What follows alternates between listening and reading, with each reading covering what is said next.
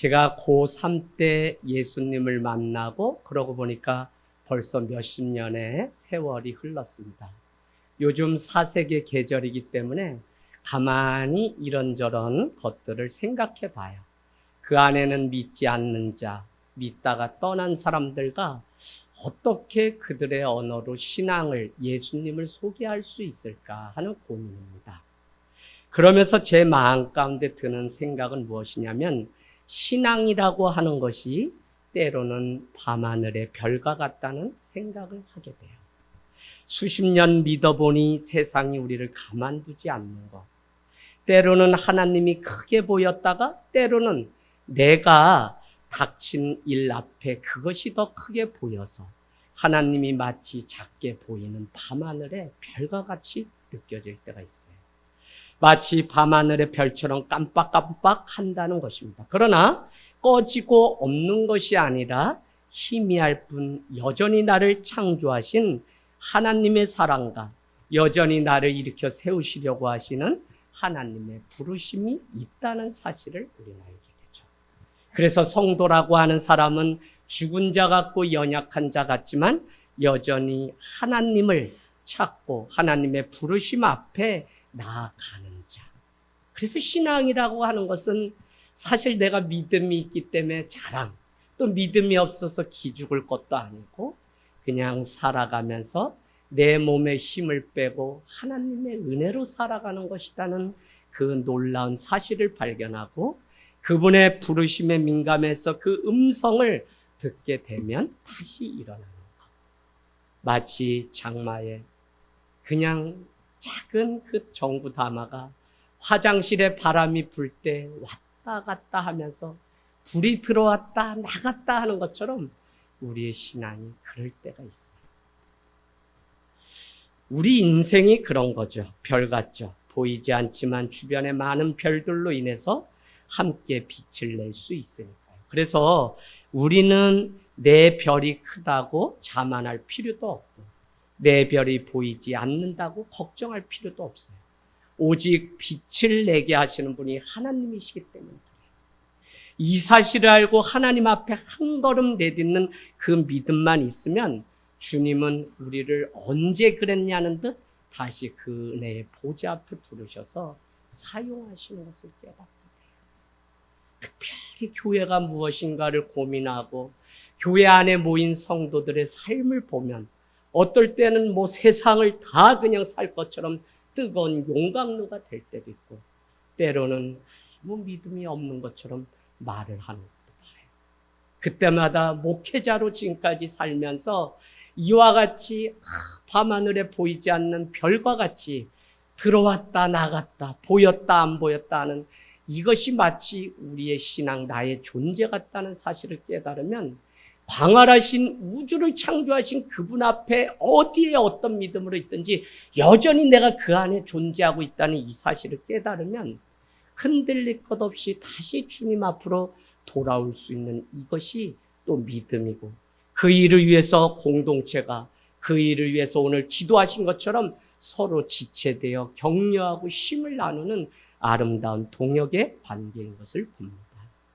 여러분, 성령께서 지금까지 우리에게 하나 되게 하신 것을 힘써 지키라고 말씀하셨죠. 그 일을 위해서 4장 2절은 부르심을 받은 일에 합당하여 행하여 모든 겸손과 온유로 하고 오래 참음으로 사랑 가운데 서로 용납하라 라고 하는 겸손과 온유의 그 믿음, 사랑의 그 믿음을 우리에게 말씀하셨습니다. 그래서 믿는 것과 하는 것이 하나 되어서 그리스도의 장성한 분량에 충만한 데까지 우리가 자라가는 그것이 목표다. 그래서 교회는 하나됨이 한 축이라면 하나는 그 안에서 자람. 그래서 뭐죠? 성장이 또 하나의 목표예요. 지난주 제가 이렇게 가는데 우리 송현이가 목사님, 저는 오늘 말씀을 통해서 이번 주 면접 볼 때 면접관이 나에게 교육이 무엇이냐고 물으면 저는 대답할 것을 찾았습니다. 송현이가 깜빡 그냥 밤하늘의 별처럼 예배를 드렸는데 마지막 인사하는 시간에 제가 했던 말이 그때는 깼나 봐요. 그랬더니 야, 교육이 뭐냐? 이랬더니 목사님, 교육이 뭐냐고. 너 왜 교육학과 교사 되려고 하니? 라고 물으면 교육은 잘함이 아니라 잘함입니다. 라고 대답하겠다. 그래서 하나님, 송현이가 암만 눈이 그냥 비행기 타고 몇 시간 더듬어야 눈동자에 도착할 정도로 저를 향해 그냥 1시간이면 1시간 눈을 훑혔는데 그래도 이놈의 귓구멍은 열어놨다고 그 들었다고 그렇게 말하는데 목회자가 얼마나 단순한지 난 그거 위로받았어. 그래도 그 아이가 마지막 인사 때 제가 그렇게 했잖아요. 그랬더니 그걸 듣고 답을 찾았어요. 그랬더니 또 다현이가 저도 예배 때 들었던 말씀 통해서 면접관에게 답을 했다는 거예요. 여러분, 우리가 잘하고 하나 되게 하기 위해서 우리 말씀을 기억하면 이런 거였잖아요. 어떤 사람은 선지자로, 어떤 사람은 사도로, 어떤 사람은 복음 전하는 자로, 또 어떤 사람은 목사와 교사로 우리를 불렀다. 그런데 이 부르심, 세움, 하나님의 일꾼으로 우리를 세우신 그 목적은 무엇이냐면 그리스도의 몸을 세우게 하려는 것. 그리스도의 몸은 1장 23절처럼 교회는 그의 몸이니라고 말씀하셨기 때문에 몸을 세운다는 것은 결국 교회를 세우게 하시려고 우리에게 오늘 집사님 기도해 주신 것처럼 어떤 일은 마당 쓸고 어떤 일은 운전하고 어떤 일은 화장실. 이번 주에 그렇게 냄새가 1층에 나. 그래서 SOS 1층 담당 누군지요? 우리 김우중 관찰님한테 문자를 넣었어요. 그랬더니 쏜살같이 와서 닦았는데 뭐가 문제인지 또 냄새가 나. 근데 요걸 아마 우리 권찰님이 박천수 권찰님이 들으셨는데 건전지가 이게 나가서 센서가 안 돼서 문제 같은데 오늘 와서 가려고 했더니 이미 누가 다 갈아놔서 얼마나 좋은지. 여러분, 이렇게 교회는 참 알게 모르게 서로 섬김을 통해서 그리스도의 몸된 교회를 세우게 하시는 하나님의 그 뜻을 우리는 보게 돼요. 그래서 여러분이 지금 말씀 가지고 한 주 살아갈 때 늘 고민해야 되는 게 나를 교회로 불렀고 내가 세상 가운데 그리스도의 몸된 교회로 살아가고 있는지, 특별히 내가 날마다 예배하는 이 교회에 나는 그리스도의 몸을 세우기 위해서 무엇을 해야 되는지 고민하는. 그래서 우리는 날마다 교회가 무엇인지 물어야 하는 이유는 나라는 존재 역시 그리스도의 몸을 세우기 위해서 부름받은 밤하늘의 별과 같은 존재이기 때문에 그렇다는 것입니다. 여러분, 지난주 우리는 새 사람을 입어야 된다 그랬죠? 이방인의 허망한 것, 헛된 것을 쫓는 것이 아니라 세상의 교훈과 풍조를 따라가는 것이 아니라 우리는 새 사람을 입고 살아가야 된다고 말씀드렸어요. 그래서 지난주까지 우리가 이론에 불과했다면 오늘부터는 그러면 하나 되는 그 교회의 실천과 적용이 무엇인지를 우리에게 가르쳐 줍니다. 그 첫 번째, 25절을 보니까 거짓을 말하는 세상에서 참된 것을 말하는 성도가 될 때 우리는 하나가 될 수 있어요. 거짓을 말하는 세상에 우리는 살고 있는데 우리 성도는 참된 것을 말할 수 있는 삶을 살아갈 때. 그래서 25절은 그런즉 거짓을 버리고 각각 그 이웃과 더불어 참된 것을 말하라. 이는 우리가 서로 지체가 됨이라. 아멘. 그래서 첫 번째는 참된 것에 대해서 우리에게 말씀하고 있는데 참된 것을 말하라고 하면 관계 문제구나라는 사실을 우리가 깨닫게 되는데 그 관계 문제가 뭐냐면 25절 끝에 보니까 왜 참된 것을 하라고 하냐면 우리는 예수 그리스도의 지체이기 때문에 그렇게 하라는 거예요. 그러고 보니까 건강한 교회가 되지 못하고 갈라지고 아픔이 우리 가운데 있는 것은 무엇이냐면 여러분 이런 거죠. 거짓이 그 안에 들어오고 그 관계 속에 하나님을 앙망하고 하나님의 선한 말이 아니라 자꾸 세상의 말 가운데 우리가 빠져서 소위 험한 말, 뒷담화라고 하죠. 이런 말들이 난무해. 또 사람의 가슴에 비수를 꽂게 하는 악한 말들을 늘어놓고 이것이 우리의 관계를 깨고 교회의 하나됨을 갈라놓는 것을 우리는 볼 수 있습니다. 여러분 거짓말하지 않으려면 어떻게 해야 되냐면 사실은 참된 말로 채우면 우리가 거짓말을 하지 않아요. 그래서 이 거짓말이라는 게 누구를 속이는 정도의 말이 아니라 내 이득에 따라서 우리는 거짓말을 해요. 그래서 물건이 다 고장 난 건데 이거 먹기만 하면 벌떡 일어나고 이거 하얗게 쓰기만 하면 아프리카 사람들이 쓰던 거라 이가 하얘집니다. 제가 3번 쏘갔는데 전철에서. 그래가지고 그거를 목사님, 전도사님 다 대학원 때 서울 갔다 오면서 선물했더니 이가 다 누래졌다고 저를 얼마나 원망했는데 충치 나왔다고 막 그랬는데 어쨌거나 그렇게 속인다고요. 거짓말. 그게 뭐예요?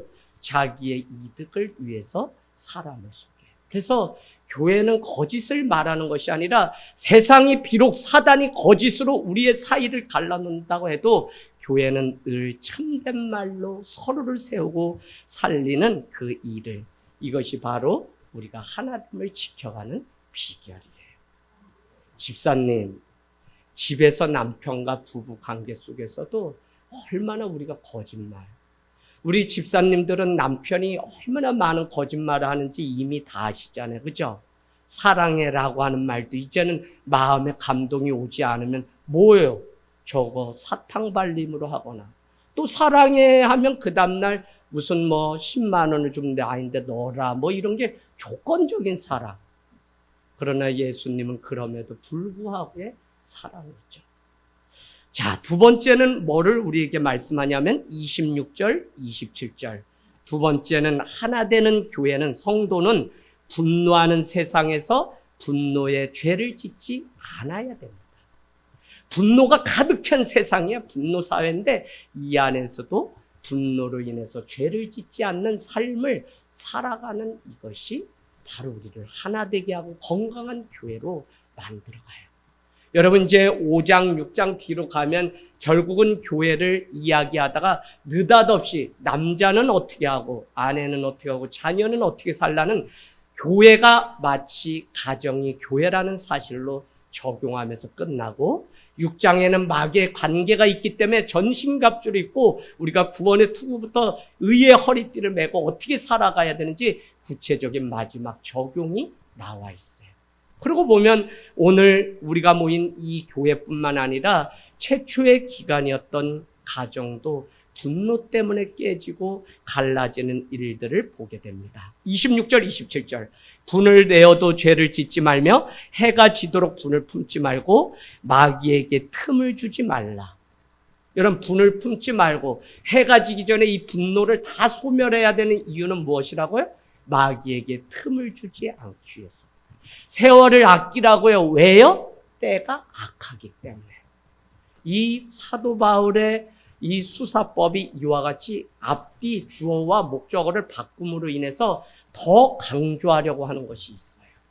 그래서 여러분, 우리는 오늘 분을 내어도 죄를 짓지 말라고 하는 이 문자, 이 명령을 보면서 분을 내어라, 내는데 죄는 짓지 마라 라고 하는 의미이기 때문에 악한 분노를 버리고 선한 분노를 입으라고 우리는 이해할 수 있어요.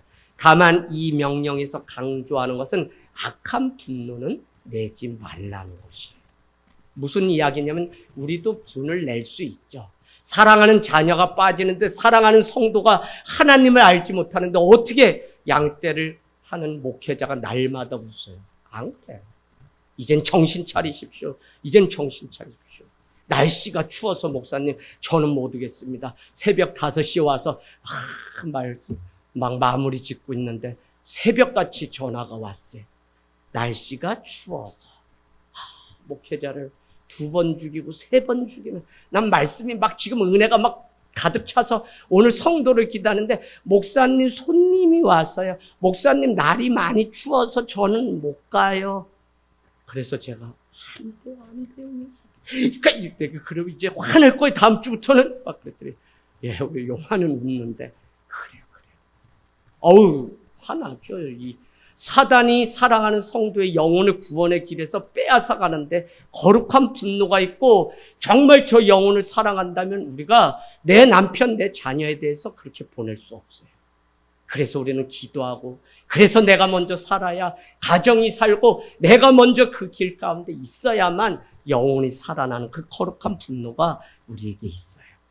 먼저 선한 분노가 있다는 것을 우리는 알라는 것이고 하나님의 분노는 언제나 선한 것이었죠. 예수님은 바리새인을 향해서 분노하지만 의로운 분노였습니다. 죄에 대해서 악에 대해서 분노할 때 선한 분노가 우리 가운데 있어야 돼요. 악과 죄에 대해서도 우리는 그냥 다 따라가고 그냥 그렇게 살아간다면 우리는 성도의 자리에서 우리가 떠나는 거예요. 그래서 여러분 정말 이 믿음을 지키기 위해서 날마다 우리는 하나님 앞에 온전한 삶, 온전한 예배를 드려야 돼요. 자, 우리는 이 분노를 가지되 놓치지 말아야 되는 것은 긍휼함을 동시에 놓치지 말아야 됩니다.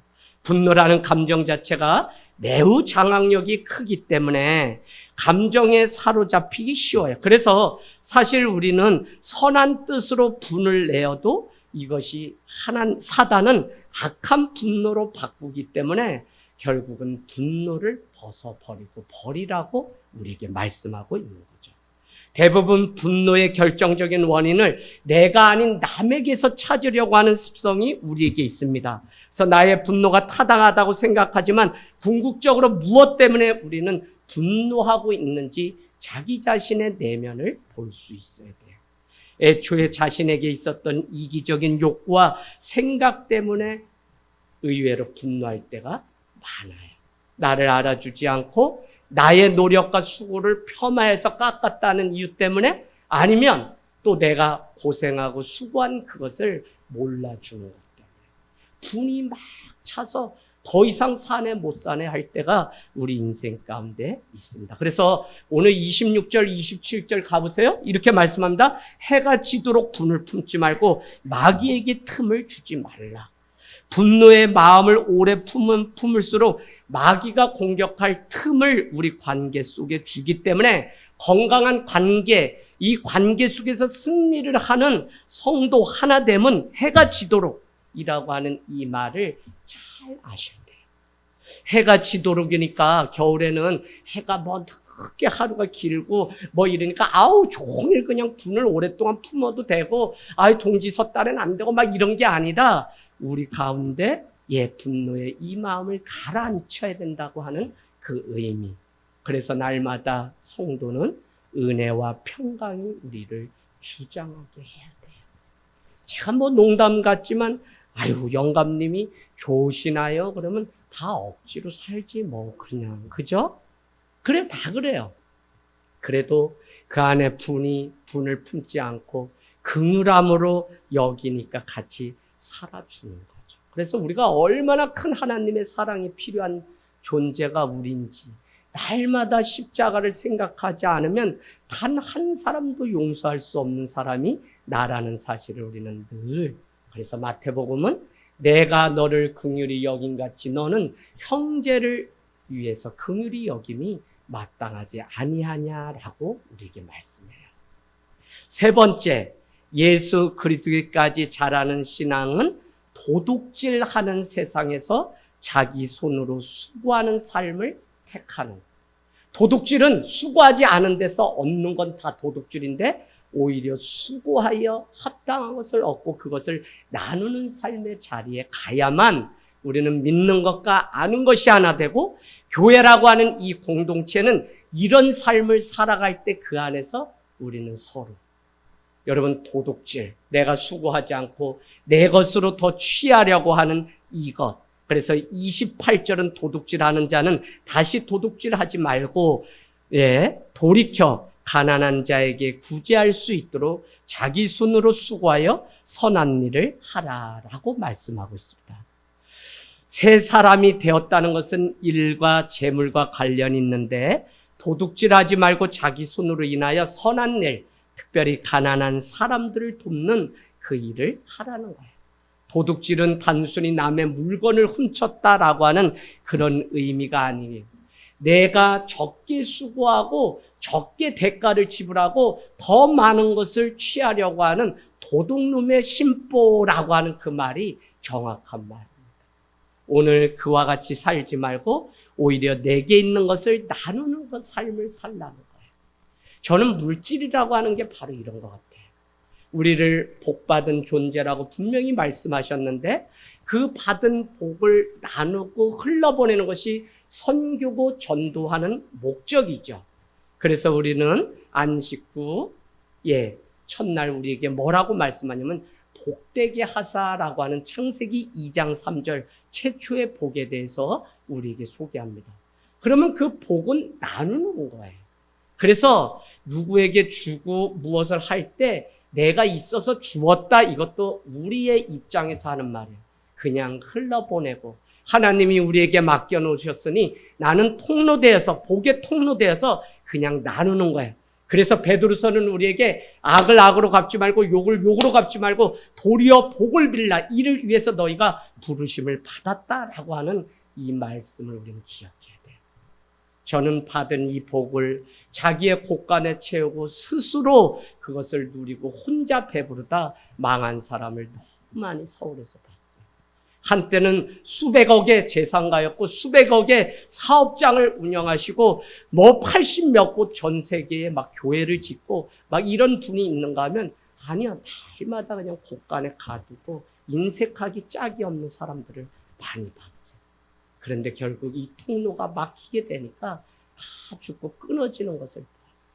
그래서 여러분, 오늘 도둑질하지 말고 자기 손으로 수고하여 오히려 다른 사람을 돕는 그 자리에 가는 삶이 있을 때 하나 돼요. 그래서 교회 안에서 뭐 더 취하려고 하지 마세요. 그냥 다른 사람들 자꾸 더 가난한 사람.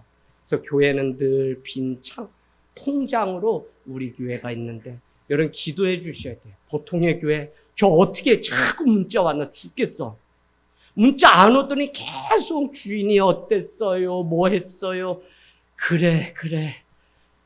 뭐예요? 근데 그냥 어느 날 하나님이 야, 너 거 주는 거니? 그냥 있으면 줘. 하나님, 우리도 지난번에 이렇게 해서 보낼 때 보증금 이렇게 해가지고 보냈기 때문에 올해 안에는 반드시 요거 3천만 원 만들어서 드려야 되는데 그거 요 숙제로 가지고 있는데 요거 모닥거리려고 하니까 또 도와달라 그랬는데 주인 사장님을 한 번 더 만나야 되나 지금 막 고민이 많아요. 일은 시작됐대지. 그냥 가정은 상처받고 한 가정 있고 다 엄마 아버지 이렇게 깨져서 나오는 아이들 뿐이니까 말이 15명이지 뭐가 없으니까. 그래서 그냥 기도하게 돼요. 정말 어떻게 우리가 손을 펴서 그 통로로 살아가야 될지 하나님이 우리에게 주시는 마음에 순종하기를 원합니다. 빼앗으려고 하는 세상에서 나누려고 하는 사람은 당연히 손해를 봐요. 그러니까 그런 면에서 손해보는 것이 이상한 것도 아니고 억울한 것도 아니에요.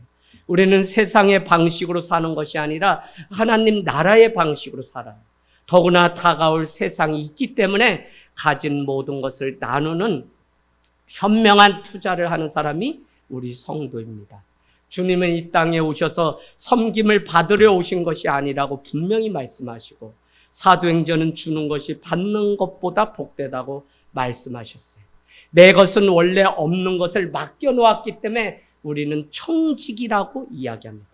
청지기는 잘 관리하고 쓸 때 흘러보내는 것이 청지기의 삶이죠.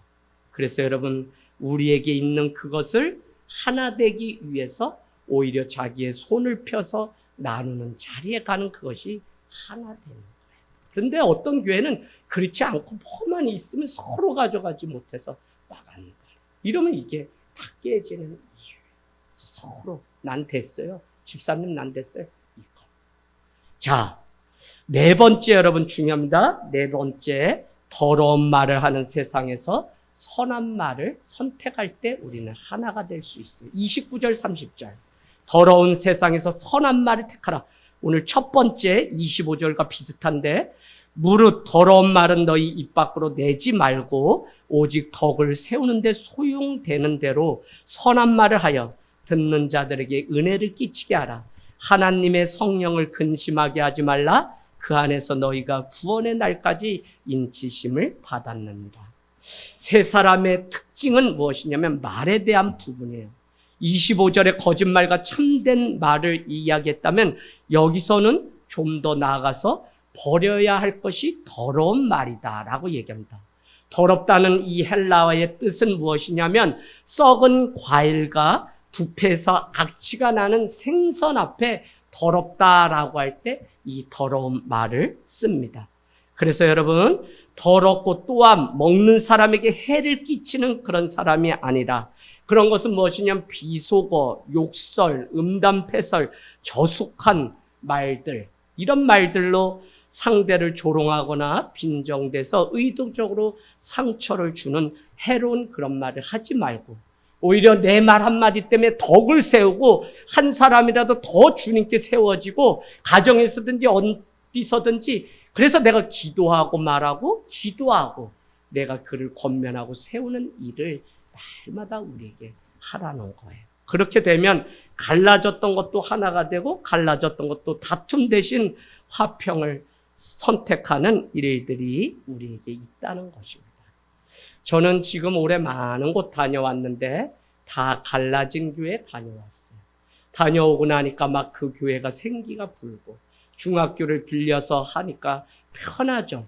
그러나 제 강의와 특강을 듣고 드디어 성도들이 용기를 내서 위례라고 하는 한 도시에 교회를 40일간 저녁 기도하면서 준비해서 월세만 내고 청소도 학교 중학교에 아주머니가 다 해주는 그 편안함을 버리고 우리가 직접 닦고 우리가 직접 주님의 몸된 교회를 섬기자 해서 그냥 내놓으라는 직업 가지고 있는 분들이 기도 가운데 한마음이 돼서 40여 명밖에 모이지 않던 교회가 100여 명이 다시 모이면서 이번 1년 만에 위례로 가게 돼서 목사님 너무 감사합니다. 목사님이 오셔서 사경회와 수련회를 진행해 주세요.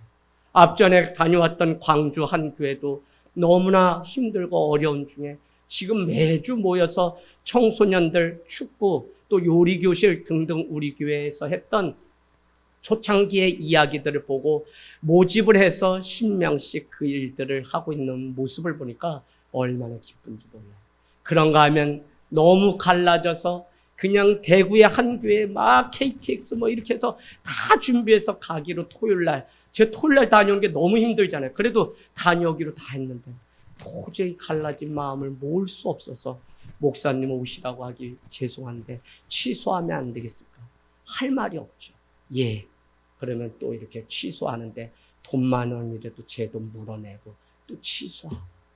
어쨌거나 이 갈라지는 게 이 마지막 사단이 교회의 하나됨을 힘써 성령이 하나되게 하신 거, 평안의 끈으로 하나되게 한 거, 이거 지켜내는 게 마지막 우리의 숙제예요. 그러려면 우리의 입술, 이 말이 참 너무 중요해요. 말로 청량빛도 갚지만 이 말 때문에. 여러분 잠언서 4장 우리 가볼까요? 잠언서 4장 23절 무릇 지킬 만한 것보다 내 마음을 지키라 생명이 이에서 나뉘니라. 4장 23절. 자, 가세요. 915페이지 찾아보세요. 더 중요한 거 말씀드리려고 하는 거예요. 왜 마음을 지키지 못하는지 여러분 여기까지 아셔야 말씀을 온전히 하는 거예요. 4장 23절 24절까지 읽겠습니다. 구약 915페이지입니다. 915페이지. 네. 구약 4장, 잠언서 4장 23절, 24절. 우리 한번 같이 볼까요? 시작. 모든 지킬 만한 것 중에 더욱 내 마음을 지키라. 생명이 근원이 이에서 남이니라. 구부러진 말을 내 입에서 버리며 비뚤어진 말을 내 입에서 멀리하라. 아멘. 무릇 지킬 만한 것보다 내 마음을 지켜. 생명이 여기 있다고 하는데 그 다음에 나오는 말씀 뭐냐면 구부러진 말, 비뚤어진 말을 버려야만 이 마음을 지키는 증거고 마음을 지킬 수 있어요. 나라고 하는 이 존재도 누구와의 관계 속에 잘못된 말을 하고 나면 얼마나 돌아와서 후회를 하고 잠을 이루지 못하고 후회하는지 알 수가 없어요. 그러고 보니까 결국 생명이 이 마음에 있는데 그러려면 우리가 말 관리를. 내년에 우리가 야고보서 주일에 나눈다고 했는데 야고보서는 우리에게 선생 되기를 좋아하지 말라. 그 사람이 먼저 비판을 받을까 하노라 하고 말해요. 그래서 말에 온전한 자가 능한 자라고 야고보서가 우리에게 말하는 이유가 다른 데 있지 않고 또 쉬지 말고 기도하라라고 하는 그 기도는 사실 우리가 말하는 이 모든 게 다 기도이기 때문에 우리가 말하는 모든 순간 주님께 기도하는 마음으로 말을 하라는 의미에서 바로 쉬지 말고 기도하라. 이 말이 참 너무나 중요하다는 사실입니다. 여러분 마지막입니다. 마지막으로 31절 32절 악이 가득한 세상에서 용서를 택할 때 하나 될 수 있다는 거예요. 악이 가득한 세상에서 용서를 택할 때 하나 될 수 있다. 31절 32절 같이 읽습니다. 시작. 너희는 모든 악독과 고함과 분냄과 떠드는 것과 비방하는 것을 모든 악의와 함께 버리고 서로 친절하게 하며 불쌍히 여기며 서로 용서하기를 하나님이 그리스도 안에서 너희를 용서하심 같이 하라. 아멘. 마지막 변화된 새 사람을 입은 사람, 특별히 믿는 것과 아는 것이 하나 되는 교회와 성도의 특징은 용서에 달려 있어요. 옛 사람의 특징은 용서하지 못하죠.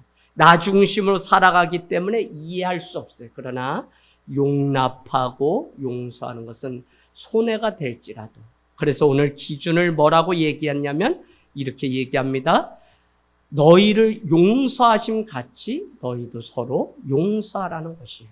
마치 내가 너희를 사랑한 것 같이 너희는 서로 사랑하라는 말씀처럼 주님은 우리에게 용서와 사랑과 복음이 무엇인지 다 보여주셨기 때문에 너희가 이와 같이 하라고 하는 그게 뭐냐면 결국은 십자가예요. 십자가는 용서가 있죠. 화해가 있죠. 죽음이 있죠. 자기 부인이 있죠. 모든 것을 버림이 있죠.